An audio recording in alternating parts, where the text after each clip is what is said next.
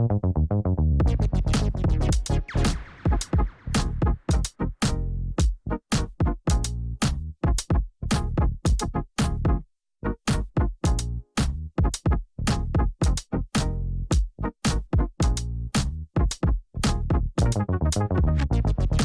buenas tardes, ¿cómo están? Bienvenidos. Hoy otro lunes, 19 horas, y con otro capítulo de nuestro webinar de un tema apasionante de todos los días, la artrosis, me duele, ¿qué hago? ¿Cuándo derivo? Bueno, todo eso tenemos hoy nuevamente, porque ya de esto sos habitué, Javier, al doctor Javier Rosa. Él es médico clínico, reumatólogo, es el jefe de la sección de reumatología de nuestro hospital, del Hospital Italiano.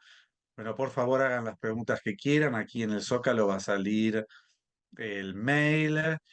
Manden algún comentario y luego también, como siempre, les vamos a enviar las preguntitas Choice, así van a obtener el certificado. Así que bueno, sin más, Javier, muchísimas gracias por estar aquí con nosotros nuevamente.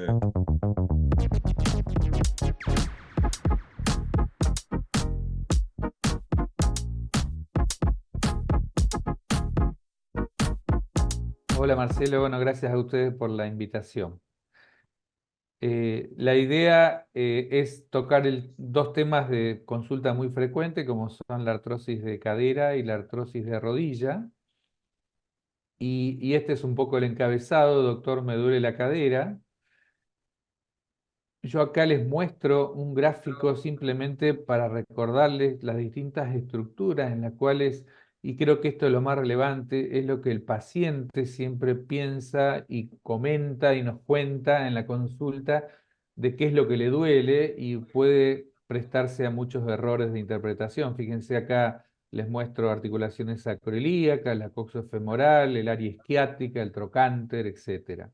Entonces, estos son los lugares en los cuales la gente confunde muchas veces y dice me duele la cadera. Y este gráfico ilustra un poco lo que acabo de decir, es decir, muchas veces el paciente menciona la zona de dolor y acá tenemos el posible origen. Yo acá recalco que en general el dolor en cadera predomina siempre en la zona inguinal. Sin embargo, el dolor de cadera puede referirse a la zona lumbar baja, a los muslos o incluso a la rodilla, pero muchas veces el paciente lo que más confunde como dolor de cadera proviene de columna lumbar. Y esta es la forma gráfica donde el paciente se señala, o cuando uno le hace el examen físico, señala todos los distintos lugares que después uno con la semiología puede apuntar un poco más fino al diagnóstico y definir, digamos, cuál es la zona de dolor, que creo que ese es el error más importante. Lo que importante es escuchar al paciente, ¿no? Escuchar al paciente y que te muestre dónde le duele. Sí, porque creo que uno ya con el interrogatorio y obviamente después el examen clínico tiene un gran porcentaje de reaseguro diagnóstico sin acudir a métodos complementarios. O sea que escuchar al paciente es importante para ver la localización, sobre todo lo que el paciente señala como origen del dolor.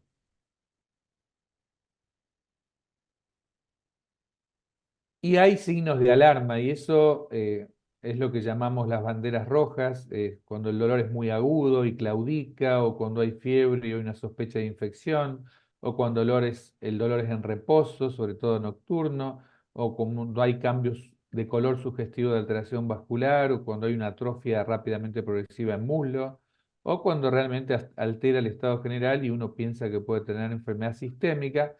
Esto en general, siempre los signos de alarma es lo más raro de pensar, pero uno debe pensarlo porque está obligado a tener estos signos de alarma.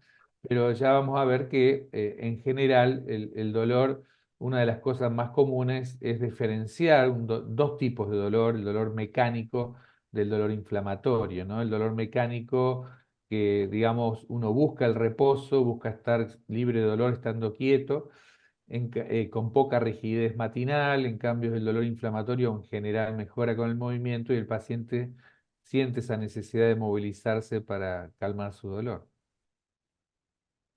Y una situación que muy cortita que me pasó ayer, digo como signo de alarma. O sea, una paciente mía la va a operar un traumatólogo fuera del hospital de rodilla. Le pide unos análisis y tiene un arbitro de 50, una PCR de 14, un poquito de anemia, y dice, no, tiene una infección en algún lado. Le dice, no la voy a operar. Cuando vos ves análisis previos, tiene un tema hematológico de base. ¿Entendés? Que no tiene que ver con ni con la Claro. rodilla ni cualquier otra cosa, pero qué interesante, bueno, toda esa visión global. Sí, hay que tener en cuenta que tanto el laboratorio como las imágenes son siempre métodos complementarios. Entonces, y además que hay un rango de normalidad en el laboratorio que no nos tiene que alarmar. Incluso vos nombraste la eritrosedimentación o la proteína C reactiva, eso que uno llama reactante de fase aguda. Y eso sabemos que después de los 50 años, y sobre todo más en la mujer que en el hombre, los valores cambian. Hay algunas fórmulas prácticas, pero en general la mujer con la edad aumenta y en la mujer aumenta más que en el hombre. Es decir, que uno no tiene que considerar que tiene una, digamos, un eritro de 15, 20 está elevada, ¿no? Uno nos tiene que preocupar, porque estos pacientes muchas veces son añosos, en los cuales estos pacientes tienen eritros más elevadas y están dentro del rango de la normalidad. Y hay, como todos, resultados falsos positivos y falsos negativos. Y lo mismo pasa con las imágenes. A veces una de las cosas que pasa en artrosis, y es muy frecuente, hay una discordancia entre la clínica y las imágenes. Es decir, muchas veces uno de repente encuentra por ahí, por ejemplo, una imagen de una columna toda desviada, una escoliosis marcada, y sin embargo puede no darte síntomas. Y pasa lo contrario también, ¿no? A veces no encontrás nada en una imagen, una radiografía convencional, por ejemplo, y puede tener otro origen del dolor que no lo encontramos por ese método.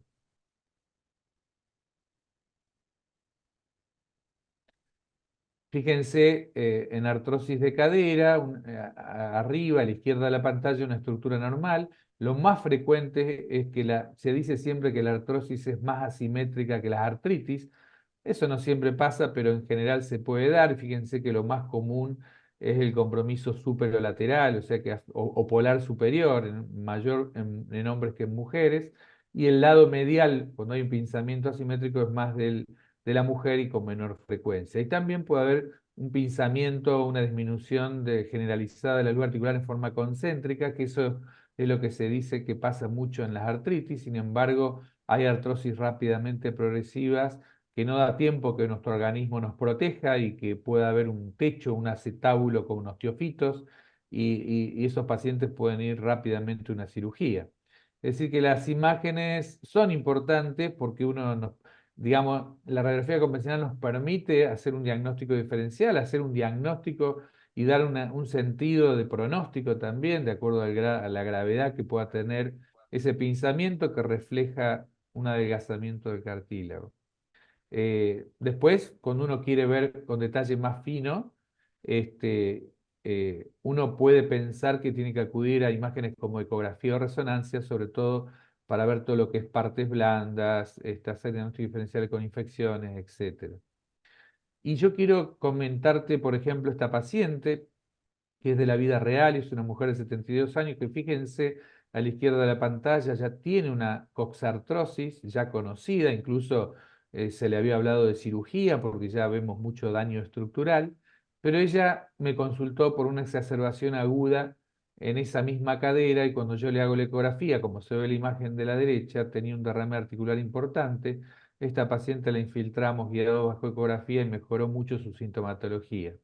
Un ejemplo de cómo nos puede servir una imagen en la práctica diaria en un paciente donde uno puede identificar el origen más preciso del dolor y apuntar bien fino a por qué le dolía más de lo habitual, ¿no? De ser un simple dolor mecánico pasa a ser un dolor invalidante más inflamatorio. Entonces creo que ahí es donde uno tiene que hilar fino y utilizar las imágenes en esos casos, ¿no? Esto era principalmente, no sé, una bursitis, tenía una bursitis No, esto es una sinovitis. Esto que ves acá ah, entre cruces en negro es la sí. distancia que hay entre el cuello del fémur y la cápsula, que hay medidas estándar cuando supera, en este caso, los 7 milímetros, y esto está mucho más exagerado. vos podés decir que acá hay una sinovitis o un derrame articular. Obviamente también podés pescar trocanteritis y eso, ya que lo mencionaste, una trocanteritis o mal llamada trocanteritis en realidad, en nuestra experiencia, la bursitis del trocánter solo se dio en un 5% en un estudio que hicimos y la mayoría del origen del dolor y que nos ayuda también la ecografía son las tendinosis de los glúteos. Los músculos glúteos se insertan en el trocánter y entonces ese es un concepto que en la práctica le llamamos tendinitis, pero en realidad ecográficamente se llama tendinosis, y es un engrosamiento y un aumento del grosor del tendón en su sitio de inserción a nivel de trocánter. Ese dolor en la región lateral de muslo es lo que el paciente te diría que por lo menos más de un 80% te dice me duele la cadera, y en realidad es el trocánter. Y el otro se reparte un poco en la zona lumbar baja o en el muslo, como origen del dolor cuando dicen me duele la cadera. Entonces creo que esto semiológicamente y desde el punto de vista diagnóstico es lo más importante, lo que expresa el paciente y que un poco lo corroboramos cuando lo vamos a revisar al paciente. La cadera, yo te decía que hay mucha disociación clínica e imágenes, pero en la cadera por ahí hay mucho menos disociación porque hay una cosa causal, es decir, cuando el paciente te dice que le duele la zona inguinal y duele con el movimiento, hay un frote, una fricción, un roce, en la cual hay mayor asociación con la sintomatología. Y en general el paciente lo primero que nota es que no puede o cruzar las piernas o subirse a una bañera o atarse los cordones, es decir, las rotaciones internas de la degenerativa, ¿no? Y qué interesante de no caer rápidamente, es la artrosis, es que todo es lo mismo. ¿Entendés? Claro. Entonces vos minimizás lo que le pasa porque siempre es artrosis. Entonces, como cuando el dolor cambia, se acentúa, se exacerba ante alguna situación puntual, siempre tener en claro, de ir preguntando porque puede tener algo sobreagregado y que la estrategia terapéutica sea diferente, como una infiltración y que prácticamente Exacto. le resolviste el dolor. Exacto. Pero el mensaje, sobre todo cuando uno quiere reducir costos y no acudir a tantos métodos complementarios, yo creo que si el paciente te menciona que le duele la zona inguinal, yo creo que siempre se va a merecer una radiografía de cadera porque es una forma de filtro y decir, bueno, si yo veo una luz coxofemoral conservada, no veo esclerosis ósea, no veo osteofitos, no veo pinzamientos, me quedo tranquilo y ya estoy pensando que el origen del dolor va más allá de una artrosis de cadera y justo acá te muestro este gráfico cuando uno tiene dolor inguinal y radiografía normal. Entonces uno, cosas que puede pensar, una necrosis ósea séptica, que es tan frecuente, sobre todo en nuestros pacientes que toman corticoides, y eso, para eso tenés que acudir a una resonancia magnética. Osteopenias regionales, una bursitis, que la podés ver por ecografía o resonancia, o lo que yo te contaba, que un dolor que irradie de columna y no sea el origen de la cadera. Y una cosa última de cadera es cuando derivar, ya mencionamos los signos de alarma, cuando hay dudas en el diagnóstico, cuando hay esta sospecha de necrosis ósea o cuando pensamos en alguna enfermedad reumatológica inflamatoria o cuando fracasamos de un tratamiento conservador inicial. Esto obviamente derivar al especialista en reumatología, ¿no? Me estoy refiriendo. Siempre vos estabas hablando de la cadera y de la ingle y siempre me acuerdo una frase de Catoyo cuando yo era chiquito y desde la recién decía, la cadera duele en la ingle. ¿Eh? Sí, Entonces, sí, eh, siempre, obviamente, nosotros vas a buscar y no le encontrás yo que sé, adenopatía, no le encontraste una hernia inguinal o lo que exacto. sea, siempre estar pensando en principio en la cadera, obviamente con los diagnósticos diferenciales que vos comentaste, pero Sí. bueno, lo más frecuente es que sea la cadera, Es ¿no? Por así, artrosis. y además es llamativo que muchas veces te encuentres con artrosis avanzada en gente en la cual tiene un umbral alto del dolor, no lo sospechaba, no consultaba, y te encontrás con sorpresas cuando haces una imagen, ¿no? Otra patología que nosotros vemos frecuentemente es las que hoy se llaman espondiloartritis, que son enfermedades, hoy ya es lo que antes se llamaba espondiloartropatía seronegativa, ya hoy se llaman espondiloartritis y en general el prototipo de la espondiloartritis es la espondilitis anquilosante, que también se está cambiando el nombre y hoy se llama, hoy la podemos, gracias a la resonancia, las podemos dividir en espondiloartritis axiales, radiográficas o no radiográficas. No quiere decir que uno sea previa siempre a la otra, pueden estancarse ahí y quedar como no radiográfica y la pesquisamos por resonancia. Y en general eso arranca o empieza en una sacroileitis, que es ver a través de una resonancia el edema óseo o la inflamación de la articulación sacroilíacas, y en un sentido ascendente va hacia la columna dorsal y cervical. Es decir, que eso es el prototipo del dolor lumbar inflamatorio. Son pacientes que muchas veces se despiertan de noche, que tienen que caminar para que se les pase, o tienen dolor glúteo alternante o dolor sacroilíaco, sobre todo nocturno y luego del reposo. Y en esos pacientes, sobre todo jóvenes, pueden tener compromiso de caderas y eso es un índice de mal pronóstico. Es decir, el paciente que tiene una espondiloartritis sumado a un compromiso de caderas les va peor.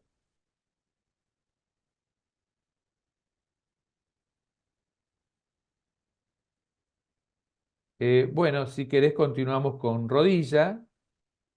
Hombre, Y este es otro punto interesante, muy frecuente de consulta: doctor, me duele la rodilla. Acá les muestro un gráfico donde simplemente para señalarle las estructuras óseas, los meniscos, que es un fibrocartílago, los ligamentos colaterales, medial o lateral, los cruzados, y las bursas, los cartílagos, o sea, todas las estructuras que pueden llegar a doler en una rodilla y donde es una articulación muy grande que tiene mayor susceptibilidad a injuria, desgaste, a compromiso inflamatorio y a infecciones. Es decir, que ya partimos de una estructura compleja en la cual el paciente puede señalar dolor en distintos lugares de la rodilla. Y esto es lo mismo, va más de lo mismo, el dolor mecánico inflamatorio, cuándo duele y cuánto hace que duele. Hablamos de menos de 6 semanas en las cosas más agudas, crónicas más de 6 semanas. Obviamente el dolor mecánico es el típico dolor degenerativo de la artrosis, pero siempre no se olviden que muchas veces uno le llama osteoartritis de rodilla porque esa itis, esa inflamación es muy frecuente y eso lo pudimos documentar por las imágenes, porque en la ecografía siempre juntan líquido, tienen derrame articular y son artrosis. Es decir, que la artrosis no es solamente el desgaste o la pérdida del cartílago, también hay fenómenos inflamatorios. Y lo peor que hay en una artrosis son las desalineaciones, todo lo que se lleva al genu varo o al genu valgo, es decir, el desvío hacia adentro o desvío hacia afuera, y esa desalineación aumenta la progresión y le causa mayor invalidez, ¿no? La clásica tríada radiográfica de pinzamiento articular, esclerosis subcondral y la presencia de osteofitos. Y acá te muestro, así como te mostré un ejemplo de la utilidad de las imágenes, un caso de la vida real, un hombre de 65 años también con diagnóstico conocido de artrosis de rodilla, como lo vemos ahí en la radiografía, pero en este caso consulta por un dolor en la región anterior de la rodilla, la cual empeora con el movimiento y no limita la flexoextensión pasiva. ¿Qué es esto de la flexoextensión pasiva o activa? Activa es la que hace el paciente por sus propios medios, pasiva es la que el médico cuando lo revisa le moviliza. Y en este caso, si uno no limita la flexoextensión pasiva, porque muchas veces el paciente por sus propios medios no la puede movilizar, pero cuando uno se la flexiona o extiende lo puede lograr, eso significa que no siempre va a ser la causa, la artrosis de rodilla, el origen del dolor, pueden ser las partes blandas o lo que llamamos lo periarticular, y en este caso, cuando le hicimos la ecografía, vimos la presencia de una entesitis con señal Doppler positiva, hablando de un proceso inflamatorio en la zona de inserción del tendón rotuliano en la tuberosidad anterior de la tibia, además de una bursitis infrapatelar profunda, con la cual, infiltrándolo bajo ecografía, calmamos el dolor, y este paciente no expresaba dolor por artrosis, sino por esta bursitis y esta entesitis. en general, cuando le tocas le duele. O Es sea, cierto, en le el tocas examen le tocas exacto. puntualmente a ti y que no es artrosis. O sea, la artrosis le va a molestar al movimiento. Este vos Sí, le revisás la rodilla y le duele cuando lo tocas. exacto. Los ortopedistas tienen mucho más experiencia en el examen físico más fino. A veces ellos encuentran puntos dolorosos que te hacen orientar, por ejemplo, a una patología de tendones o ligamentos, la famosa tendinitis de la pata de ganso en la parte interna de la rodilla. A veces palpan las zonas meniscales y pueden presumir o anticipar o pensar que puede haber una ruptura meniscal.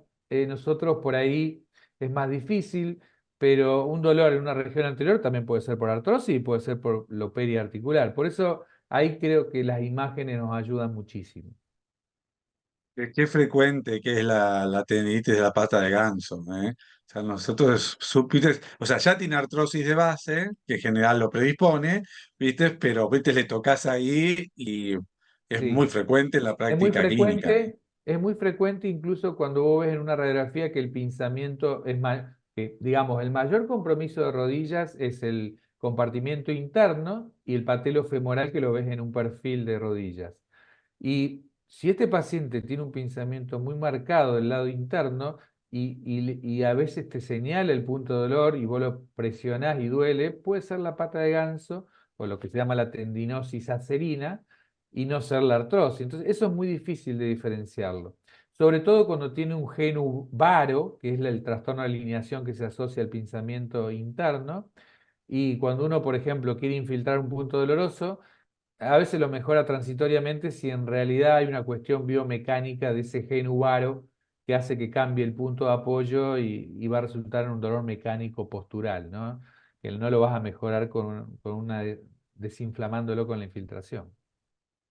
¿Ahí también te sirve la eco en la pata de Sí, ganso? la pata de ganso es muy raro encontrar una bursitis, lo mismo que te comentaba del trocánter, pero hemos visto más de una vez alguna bursitis. Lo más común es esto que se llama tendinosis, que en realidad ecográficamente es un engrosamiento del tendón. Normalmente el tendón cuando lo mirás en un corte, en una posición longitudinal, tiene un aspecto como fibrilar, como de fibras. Entonces se pierde ese aspecto fibrilar, se pone más negro, más lo que se llama anecogénico, y a veces capta la señal Doppler. Todo eso te habla de un proceso inflamatorio, ¿no? Y le llamamos en ecografía tendinosis.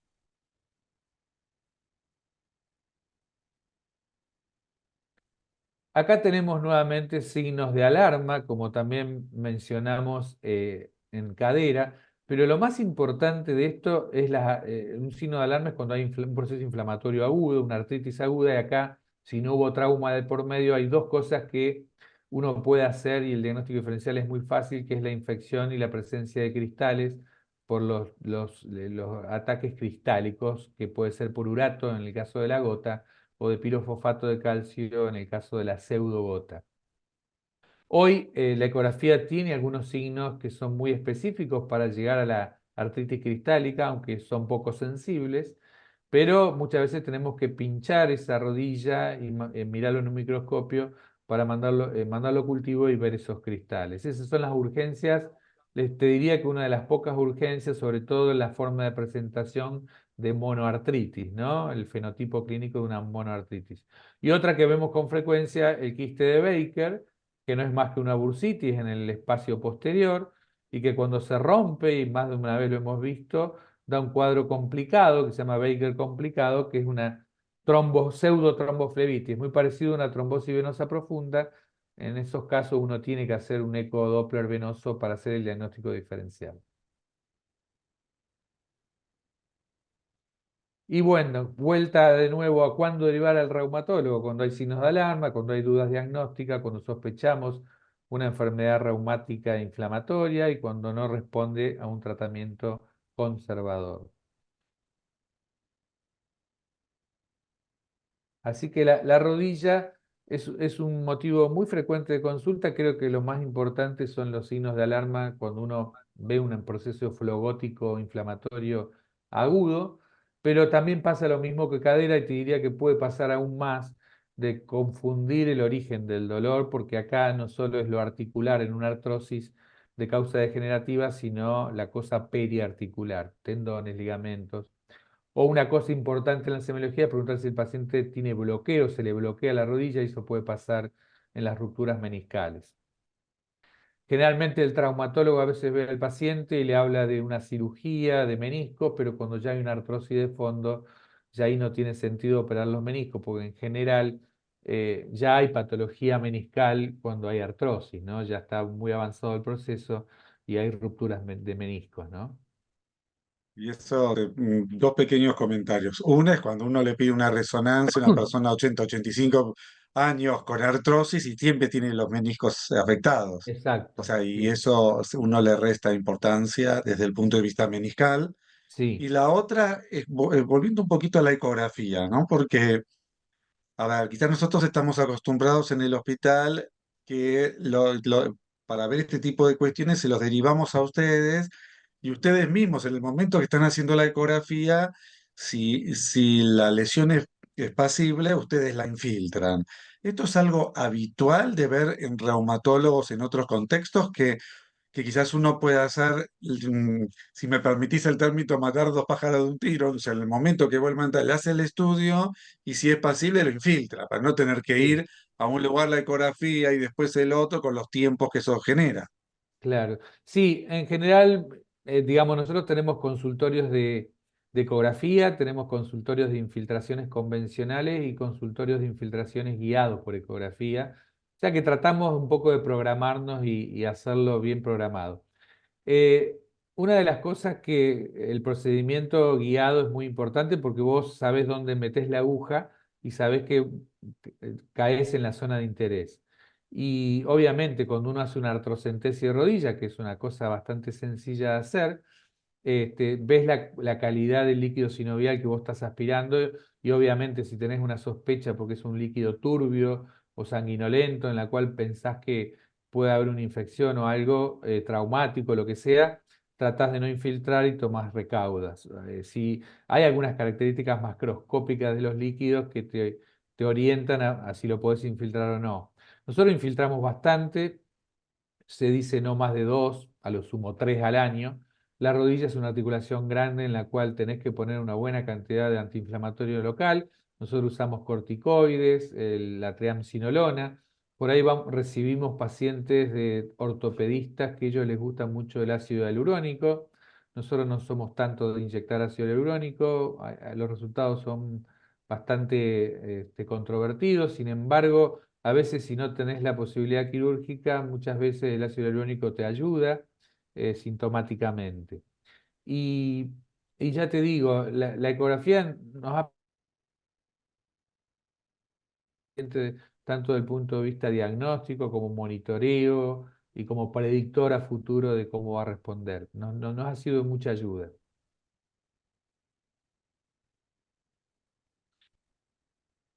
Bien.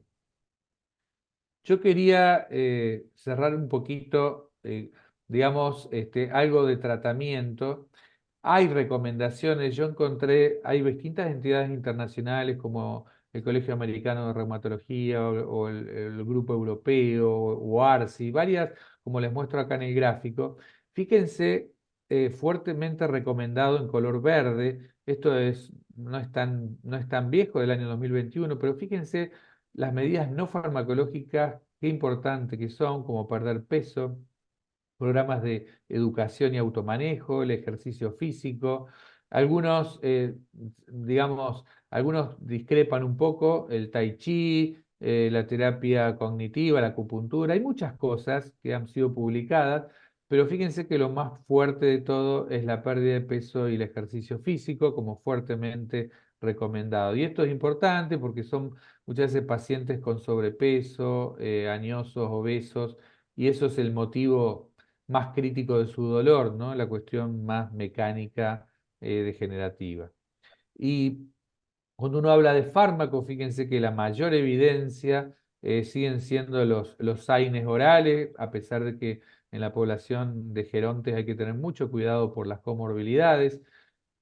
Llamativamente tiene mucho más evidencia un AINE tópico, que habitualmente uno no diría no lo usa, y bueno, y obviamente el acetaminofeno, el paracetamol, los opioides, con distintos grados de recomendación, algunos son condicionales, otros son fuertemente desaconsejados. Fíjense que el ácido hialurónico que te mencionaba recién, en general, muchas veces están fuertemente en contra de estar recomendados. Sin embargo, el corticoide, por lo menos a corto plazo, tiene una fuerte recomendación. Y sorpresivamente acá les muestro distintos estudios, muchos son viejos, por ejemplo, productos naturales como insaponificables de palta y soja, que en realidad, digamos, nosotros lo usamos en la práctica. Hay algunos estudios que son más viejos, de los años 90, y otros son del año 2000 en adelante, y algunos son metaanálisis con una N no despreciable de pacientes, sobre todo más evidencia un poquito más en rodilla que cadera, en la cual con 3 a 6 meses de tratamiento muchas veces logramos una mejoría sintomática, mejoramos los índices funcionales. Es muy ambicioso todavía hablar de un efecto condroprotector, digamos, de evitar que el cartílago no avance su pérdida.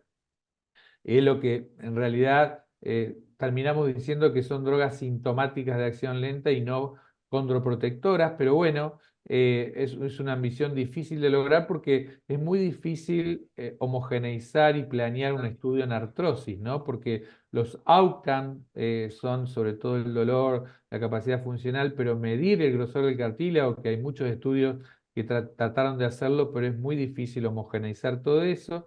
Y este es uno de los últimos estudios del año 2019, donde hay la eficacia y seguridad isaponificable de palta y soja, sobre todo a través de revisiones sistemáticas y metaanálisis en rodilla y no tanto en caderas, en los cuales tuvieron un efecto beneficioso, vuelvo a insistir, en la cosa sintomática, y no así tanto en la cuestión de condroprotección. Y esto es un poco mi resumen de todo el speech en caderas y rodillas, y dejarles un mensaje, sobre todo en el abordaje diagnóstico, diagnóstico diferenciales y terapéuticas. Espectacular, me encantó, Javier. Bueno, Quizás uno puede, a ver, como algunos dice, bueno, el insaponificable lo usamos mucho, yo en lo personalidad desde el punto de vista clínico, si eso me reduce, que sí. tome antiinflamatorios, ¿viste? Y eso para mí ya con eso me quedo tranquilo. ¿Y cuál es tu recomendación Mira, yo en como te cuanto, digo, lo que uno hace en la práctica a veces, bueno, no está reflejado tanto en la evidencia científica tan estricta, pero obviamente si el paciente es más joven, vos podés acudir al paracetamol, que está, digamos, mucha gente mejora, o incluso a AINES por periodos cortos. Eh, no usamos tanto, como te dije, los tópicos, pero hay algo de evidencia en los tratamientos tópicos. Y todas estas drogas, como las glucosamina, condroitin sulfato, insaponificable de palta y soja, muchas veces los terminás usando, pero le das como un tiempo, ¿no? Y de acuerdo a estos estudios que te mostré, entre 3 y 6 meses uno podría decir, bueno, intento, porque si yo, esto me permite a mí ahorrar el uso de AINES o paracetamol, o incluso gente que usa opioides, y bueno, ya es una gran ventaja, porque son drogas que tienen alta seguridad. Quizás no glucosamina, condroitin sulfato son más dan más efectos gastrointestinales, pero los insaponificables de palta y soja son muy tolerables. Yo a veces lo intento por 3 a 6 meses y la verdad que muchos funcionan.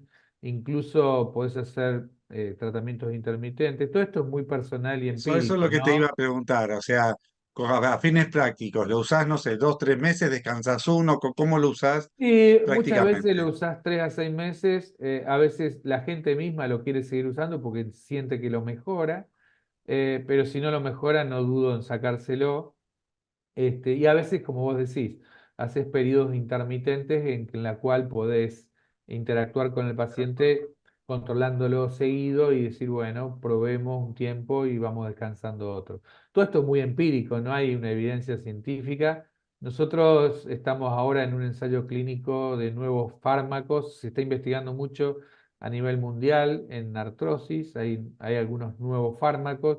Porque vos fíjate que en la fisiopatogenia de la artrosis es increíble que hay todo un mecanismo inflamatorio con citoquinas y elementos inflamatorios que se tratan de inhibir, como pasa en las artritis. Sin embargo, hasta ahora no hemos tenido éxito en investigación de todos estos targets terapéuticos, pero bueno, se está investigando. Nosotros estamos en un trial en artrosis de rodilla.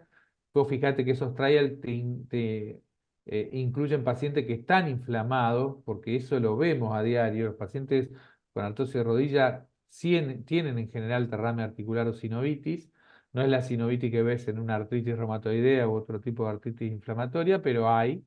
Y la idea es frenar un poco eso, ¿no? Porque hoy se sabe que cuanto más inflamado estás, tanto en manos, en rodillas, en caderas, peor te va, le va peor. Totalmente. Bueno, muchísimas gracias. Estuvo buenísima, me encantó. Siempre digo, bueno, a ver si yo aprendí algo y aprendí.